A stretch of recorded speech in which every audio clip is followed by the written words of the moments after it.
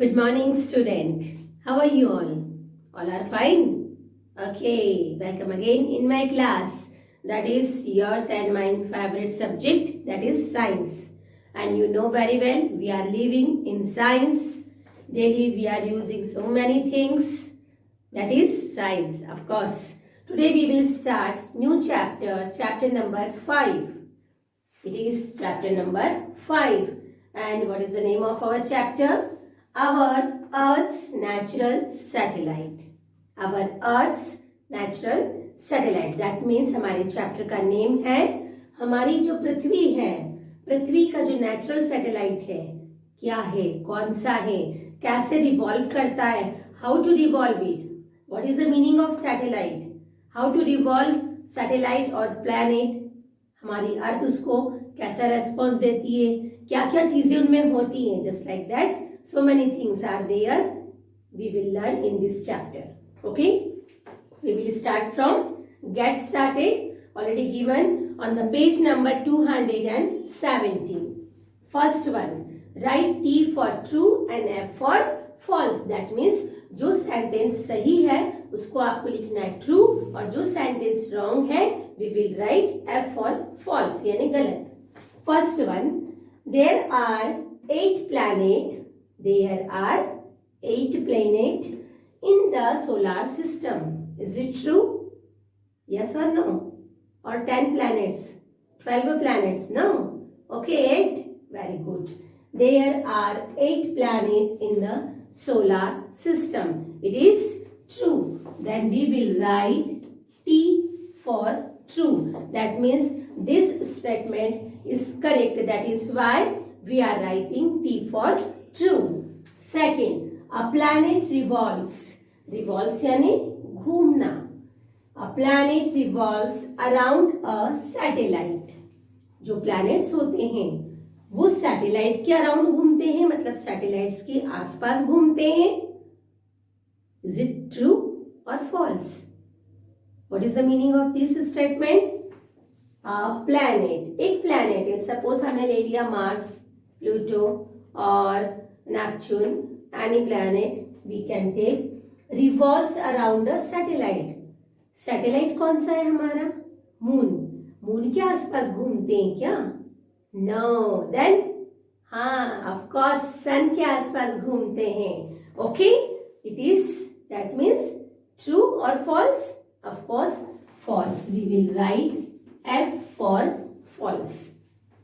Third one, the moon is an artificial satellite of the earth. Artificial, what is the meaning of artificial? Artificial का मतलब होता है natural. Natural मतलब जो God gifted है, जो God ने बनाया है, not for man made, है ना, इंसानों के द्वारा बना हुआ नहीं है, that is natural. और जो इंसानों के द्वारा बना है, that is made from man, it is called artificial. Artificial satellite of the earth. Earth का आर्टिफिशियल सैटेलाइट मून है. Oh, how it is possible? When we made moon, can we make moon? No, we can not make moon. हम चंद्रमा नहीं बना सकते. That means it is false. The moon is a natural satellite of the earth. The moon is the natural satellite. Moon जो चंद्रमा है वो natural satellite है, वो आर्टिफिशियल सैटेलाइट नहीं है. What is the meaning of artificial? Artificial means man made, that is artificial. Okay, but our moon is natural satellite of our earth. But here is given the moon is an artificial satellite of the earth. No, this statement is false. That is why we will write F. Okay. Fourth number, there is no life. There is no life. There is मतलब where is, there is no life on the moon. चंद्रमा पर जीवन नहीं है. That means life नहीं है. Of course it is true because there is no air and no water on the moon. That is why we will say there is no life on the moon. Clear? चंद्रमा पर हवा और पानी दोनों नहीं है, जो हमारे जीने के लिए जरूरी है, दो चीजें ना होने की वजह से there is no life on the moon. Is it true और false? Of course it is true. Then we will write T for true. Okay, these 4 statements completed. Now we will start our chapter. That is first paragraph. In class 4th we read about the earth. हमने class 4th में अर्थ के बारे में पढ़ चुके हैं. आप लोग फर्स्ट क्लास से पढ़ते आ रहे हैं ना, not in 4th class. Of course हम लोगों ने अर्थ के बारे में बहुत सारी चीजें पढ़ी हैं. अर्थ बहुत बार टूटी है, वापस से बनी है.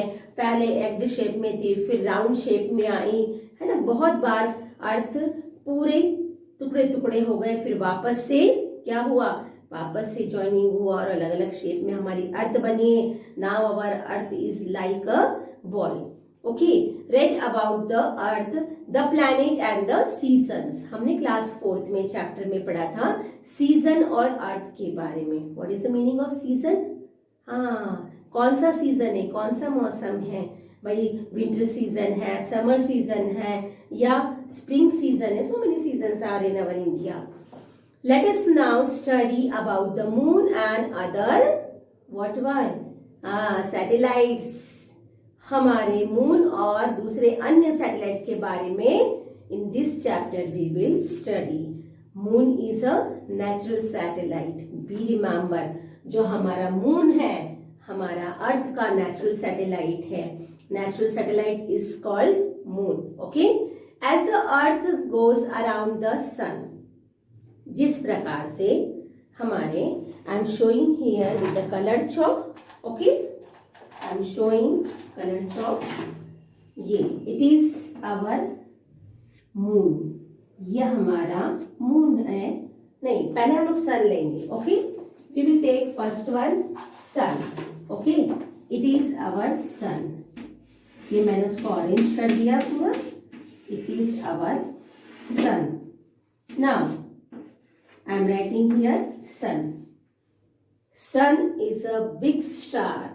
सन एक बहुत बड़ा स्टार है, बट हमें ऐसा लगता है कि ये बहुत बड़ा शेप का नहीं, बहुत छोटा है. It is only because of it is far away from our earth. Okay, sun is a big star. Be remember, sun एक बहुत बड़ा स्टार है.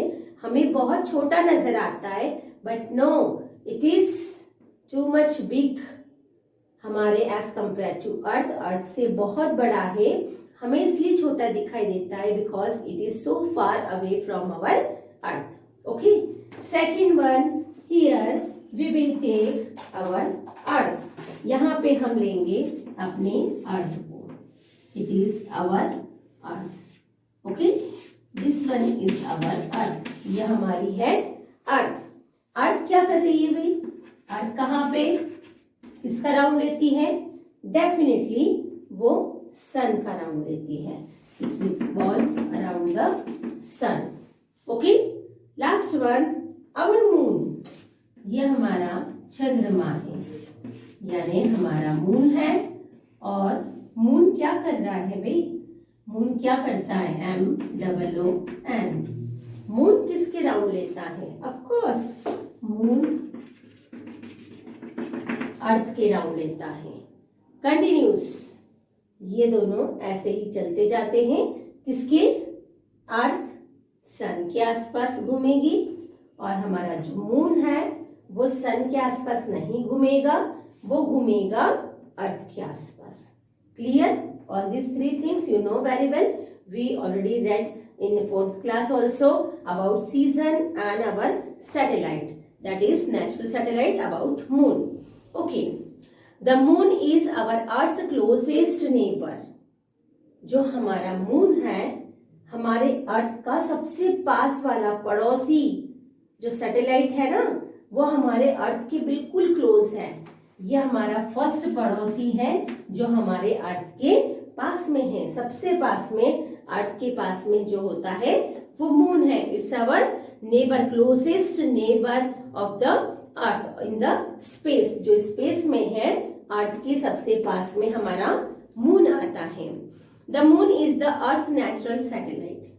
You know very well, moon is the natural satellite and it is revolves around the earth and earth revolves around the sun. It is a natural satellite of our earth.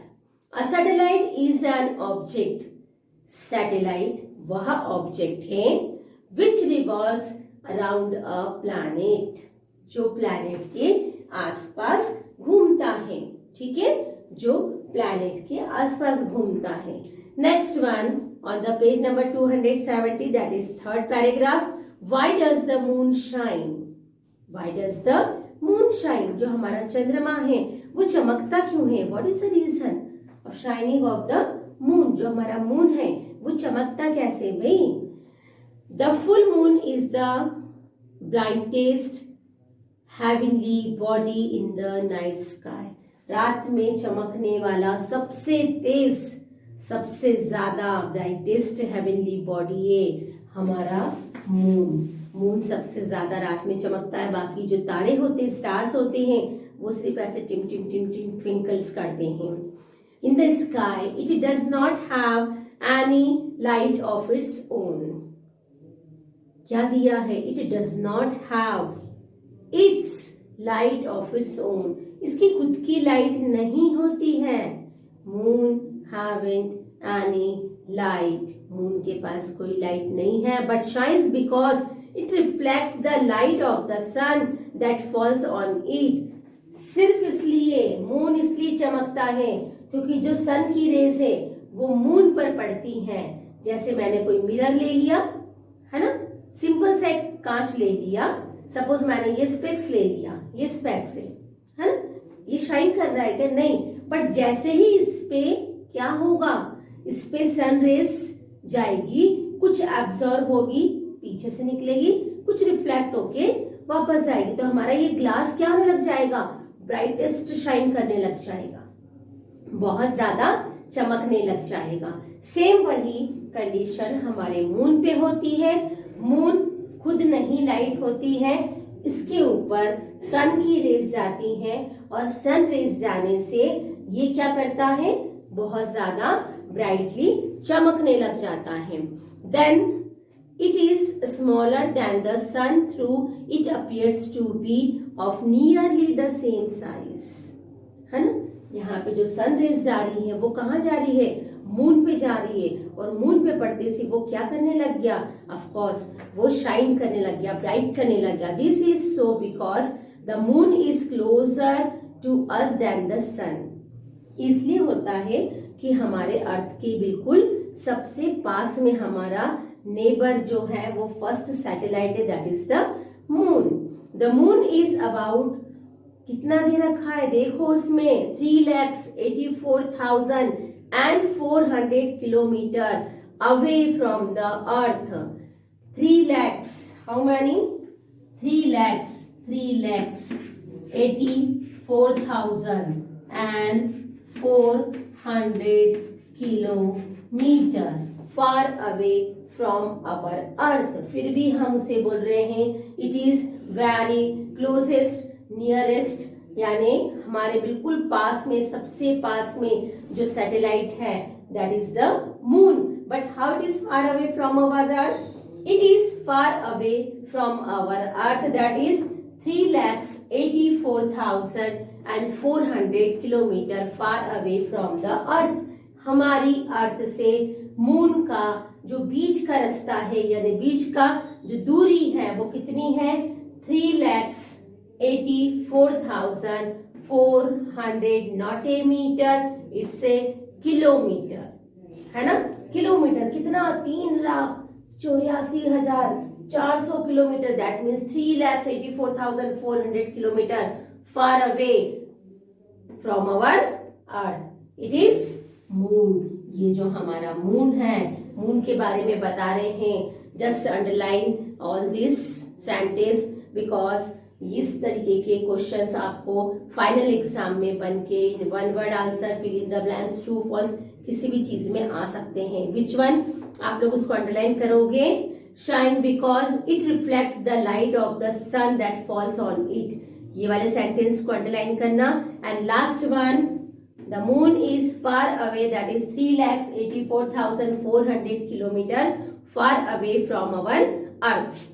These two lines, underline it and read it. Write three times in your rough register. Okay, I hope so you understood very well. Write all the answers, that is fill in the book. आपके book में दिया है. Get started. Write all the sentences. Okay, thank you. Have a wonderful day. Bye.